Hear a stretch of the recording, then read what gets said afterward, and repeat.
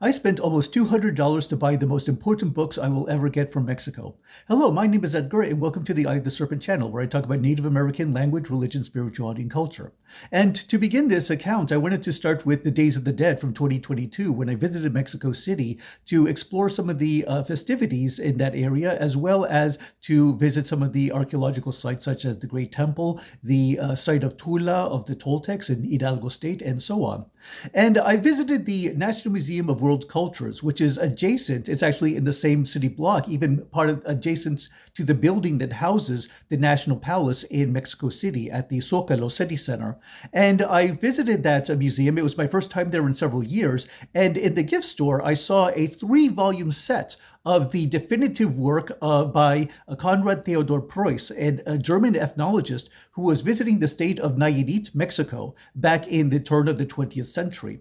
And I really wanted to buy the book back in 2022 when I was there for the Day of the Dead week, but I just didn't have the bandwidth. I didn't have the recourse to haul around this massive 3-book edition that had very recently been published back at the time. But so I just had to kind of leave it at the gift store at the National Museum of World Cultures. And I knew that, and I resolved that I would go back and I would buy the book as soon as the opportunity presented itself. I even tried back for the Day of the Dead week back in 2024, when I was visiting Mexico City for the 2 weekends around the Days of the Dead, but most of that week was in the state of Tabasco, in Villahermosa. So I didn't really have the time. And even when I was in Mexico City during the Day of the Dead week back in 2024, the museum itself was closed off because there were so many Day of the Dead events that were already being worked around that. And so they closed off many of access to the palace building and other parts around that block, just to the east of the Zócalo City Square. So I missed that chance last time, or the 2024 time. So this time, in June 2025, I went back to Mexico City. And again, the Mexico City weekends bookended the full week in the state, elsewhere in the country. So I went to Morelos, in just south of the Federal District, and where I was looking at archaeological sites such as Teopanzolco, Xochicalco, and Chalcatzinco. So I visited that, but the very first day of my arrival, I went just as soon as I got off the plane and I got the taxi to the hotel to the west of the city square. I specifically chose to stay around the city square so that I could revisit the museum before it closed on the Saturday of my arrival, so that I could check into the hotel, walk across the Zócalo City Square, and then find the National Museum of World Cultures and explore it for a bit, but then also go to the gift store to see if the 3-volume book set was still there. And it was. It just took a little bit of hunting around. So what happened was I actually looked into the bookstore. That was the first thing I did when I revisited in this June 2025 trip. And I asked around and said, do you still have this book set? And they weren't exactly sure, so they were kind of helping me look around. I explored the various bookshelves, but I didn't really see it. So I actually, there was very little Wi-Fi or phone reception in the gift store. So I stepped back out onto the city square and I downloaded, or I searched online for a photo of the book, because I remembered that it had a Jicara ritual bowl on the cover. So that was at least a guiding step. And I also knew who the author was, by Konrad Theodor Preuss. So what I did was I actually went onto the online and looked at a catalog, and I downloaded, or I took a screenshot of the catalog photo. I went back into the bookstore and I showed them the screenshot and said, this is the book that was here last time. Can you help me find it? One of the clerks actually recognized that book, and he said, so he even looked in the back and to see if he could find it there, because he knew he had seen it. So we looked around. I just kind of continued searching the shelves. So if it was there, it had to be somewhere in the bookstore. So it was just a matter of finding where exactly it was as of since the last time I was there, because it had been in one area toward the back of this gift shop, but it had been relocated. And while the clerk was looking in the back stocks, I just kind of kept looking around and I saw it actually as a prop. The whole thing was still wrapped in the 3-volume set, and it was propping up a plastic shelf that was holding something, I think it was like a bag. So I called out, yes, this is it. These are the books. So I bought the 3-volume set. It took a while to make the transaction, but because the Wi-Fi access was so limited within the bookstore, but I did manage to make the payment. And I just proudly hauled the 3-volume set across the city square. And I was even keeping it in my arms as I was waiting for my friend to show up at the corner of the Zocalo City Square, because right there, we were going to go straight to the Oaxacan restaurant where I ate the 4-insect tlayuda that I talked about in another video of mine. So if you want to take a look at that, I'll have a reference to that, and I'll also show the title up here. So this is the 3-volume set that I bought. This is a definitive Spanish translation of Konrad Theodor Preuss's German publication, based on fieldwork that he did between 1905 and 1907 in the state of Nayarit. And while he was there doing fieldwork and learning about the language and the culture of the Huixárrica, or the Huichol, and also the Nááyeri, or the Cora, the Mexicaneros, or Nahuatl-speaking peoples, he was focusing on a volume. He was doing a lot of his research specifically on the Nááyeri, or the Cora people of Nayarit. And from this, he produced a trove of linguistic and ethnographic works that cover the Nááyeri, the Huixárrica, and other indigenous groups from the area of Nayarit state.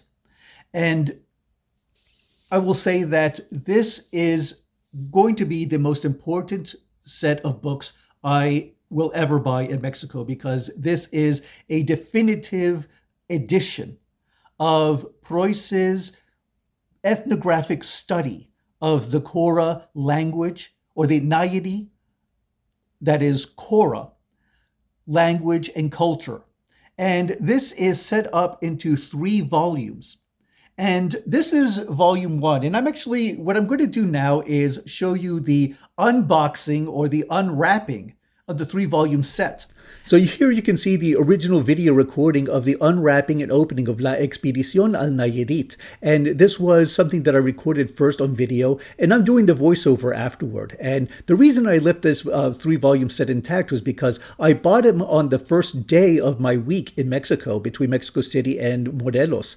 And I knew that I would be traveling a lot with my book bag, my suitcase. So I wanted to make sure that the books were pretty well protected. So I deliberately left the wrapping on it, and I would not open it until I returned to the States. So now that I'm back, I'm opening it up, and I wanted to also show that, well, it's a bit of a glare here, but the 3 spines together show the composite of the center of a jicara, a ceremonial gourd bowl that would be decorated with plastic beads and other colored designs to show some of the sacred patterns, the geometric figures and sacred designs of the, especially the Huixárrica and Nááyeri cosmology and ritual. And now that I've unwrapped the full set, I'm going to put aside volumes 2 and 3 so that we can open up just the first one. And you can see again, without the glare, that the 3 spines together form this image of the sacred jicara bowl. So as I remove the other 2 volumes, you can see just on the front cover of volume 1,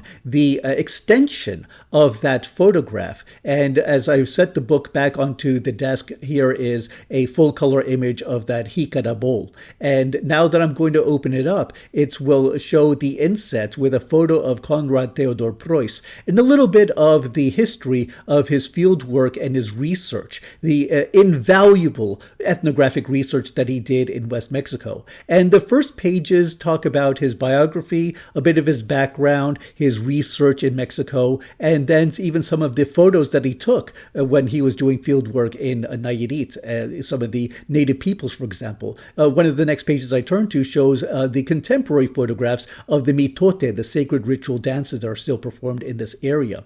And I'm going to keep moving ahead.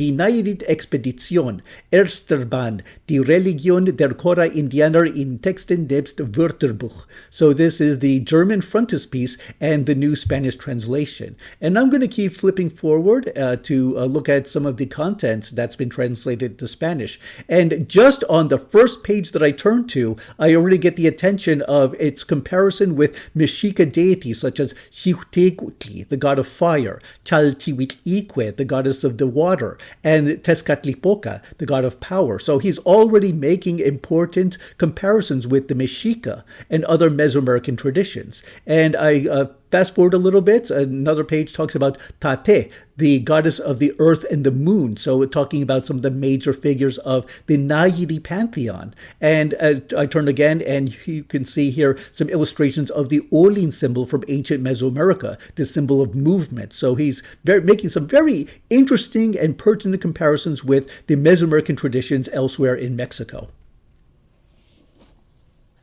Book 2 has the source material itself. And I kind of cracked open to a random section, and I found this translation. Here is an example showing the original Nááyeri language, and then its Spanish translation on the other side. And this is a selection, the initial part of what is being called Mitos de la Estrella de la Mañana y de la Estrella de la Tarde. That is to say, the myths of the morning and evening star. So what I'm looking forward to in seeing in this comparison is how do these myths compare to the cycle of the Venus as a deity, as a teot among the Maya or the Mexica. So, for example, Tlahuizcalpantecuhtli among the Mexica and other Nahuatl-speaking peoples, the Aztecs, or the morning and evening star cycle of the Maya, who had 8 different aspects of Venus depending on his position in the cycle. So I'm very interested to see how this relates to that. I do know from other research that the morning and evening star Venus, in at least one aspect, was called Chulavete, who was seen as a messenger, a mediator between the worlds of the human and the spirit worlds, the worlds of the mundane and the sacred. And this was an intermediary among the Nááyeri people. So this is the kind of material that I'm looking forward to exploring with this voluminous collection of texts, prayers, and other sources from the Nááyeri peoples. So I'm looking forward to learning more about that by looking at the original texts in both. And I would like to learn, I'm actually striving to learn more of the grammar of the Nááyeri itself so that I can make my own comparisons and see if I can understand it from the original language. And then lastly, volume 3, let me just bring this up here, is a collection of appendices. So it has, for example, facsimiles of the original German publications, and it's the companion Nááyeri texts. This is just kind of like to close off this trilogy of volumes about the Nááyeri. So why is this so important to me? Why do I say that this is the most important set of books that I will ever get from Mexico? Because this is my own ancestry. My grandfather was Cora or Nááyeri. And this is something that I've been looking to learn more about. I've been trying to learn more about the traditions, the religion, the spirituality, as well as the language itself, so I can approach the understandings through their own grammatical categories. So I've been trying to learn more of the source grammar. And this too, I also credit to Konrad Theodor Preuss's work, because he wrote the definitive grammar of Nááyeri. And even though it's written in German, I know enough German to be able to start, at least begin to approach this grammatical discussion and description of the Nááyeri language. So I'm looking forward to learning both the language as well as the religion that the language encodes. So I'm looking forward to learning more about this, and I'm hoping that in the coming years I'll be able to produce more materials about what I've been learning through the process and how it relates to larger, not just larger Mesoamerican concepts, but indeed larger pan-Indian, larger native concepts, and the broader scope of the Americas, from North to South America, and seeing where the Nááyeri fits within a larger scope of the indigenous worldviews and beliefs and practices that define many of the indigenous traditions from the Arctic Circle to the Tierra del Fuego region at the southern tip of South America. So this has been just one of my most important purchases I've ever made in Mexico. It came to about 3,500 pesos, which roughly converts to around $190 as of 2025. But and it was tremendously heavy. I actually strained myself a few times hauling this around in my suitcase, and finally getting back to the States. But at least I did it. This was one of my 3 major goals and accomplishments from the week between Mexico City and Morelos in June of 2025. So my very first day there, I already fulfilled one of my 3 main goals, and that was to find and buy the book set. The second was to revisit Xochicalco for the first time since 2000, so 25 years since I revisited Xochicalco. And then the third one was to visit Chalcatzinco for the first time. So I did fulfill all 3 of my tasks because I put my will to it.